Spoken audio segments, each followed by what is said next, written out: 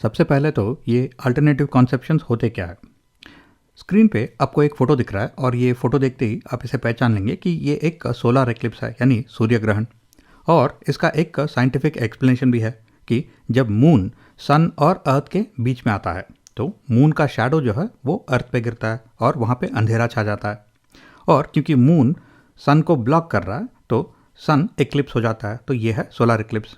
लेकिन अगर हम ट्रेडिशनली देखते हैं कि इसे किस तरह से एक्सप्लेन किया गया है, तो इंडिया में हम बोलते हैं कि राहु जो है उसने सन को सॉलो कर लिया है, निकल गया है। फिर चाइना में बोलते हैं कि एक ड्रैगन सन को खा लेता है, इसलिए वहाँ पे एक्लिप्स होता है। और वियतनाम में ये कहा जाता है कि एक जायंट फ्रॉग, मेंढक जो है वो सन को सॉलो कर लेता है।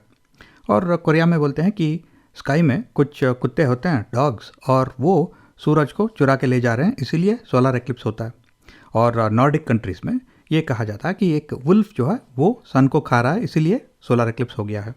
यानी कि इस फिनोमिनन का एक साइंटिफिक एक्सप्लेनेशन है, लेकिन इसे अलग अलग तरह से अलग अलग कंट्रीज में एक्सप्लेन किया गया है, और ये है अल्टरनेटिव कॉन्सेप्शंस। जब ये अल्टरनेटिव कॉन्सेप्शंस गलत होते हैं, फैक्चुअली इनकरेक्ट होते हैं, तो इन्हें मिसकॉन्सेप्शंस बुलाया जाता है। तो अब हम अल्टरनेटिव कॉन्सेप्शंस को डिफाइन करें तो ये कुछ आइडियाज़ होते हैं जिनको यूज़ किया जाता है to explain various concepts and phenomenon. और ये अल्टरनेटिव कॉन्सेप्शंस जो है वो साइंटिफिक एक्सप्लेनेशन से मैच नहीं करते।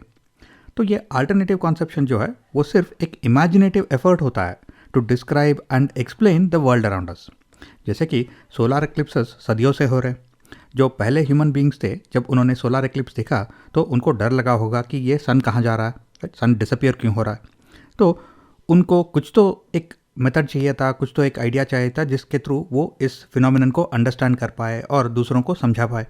तो इसके वजह से कुछ अल्टरनेटिव कंसेप्शंस जो है वो इवॉल्व हो गए।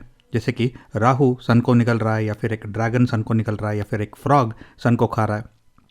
तो इस तरह से अल्टरनेटिव कॉन्सेप्शंस डेवलप होते हैं, इवॉल्व होते हैं और अगले पीढ़ी को पास ऑन हो जाते हैं। एक और एग्जाम्पल हो सकता है कि इंडिया में पेरेंट्स अक्सर बच्चों को बोलते हैं कि बाहर जा रहे हो तो काला कलर का कपड़ा पहन कर मत जाओ, ब्लैक ड्रेस मत पहनो।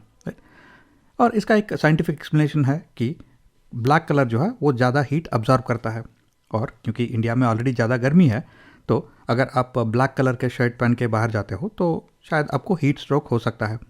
लेकिन इस साइंटिफिक एक्सप्लेनेशन के अलावा कुछ अल्टरनेटिव कॉन्सेप्शंस भी डेवलप हो चुके हैं। जैसे कि ब्लैक कलर को अनलकी माना जाता है, या फिर कोई भी अगर आप एक ऑस्पिशियस यानी शुभ कार्य के लिए जा रहे हो तो काला कलर पहन के नहीं जाना चाहिए। और काला कलर को ब्लैक मैजिक या फिर काला जादू के साथ भी एसोसिएट किया जाता है। तो इस तरह से अल्टरनेटिव कॉन्सेप्शंस जो है वो डेवलप होते हैं और बच्चे भी सीख लेते हैं।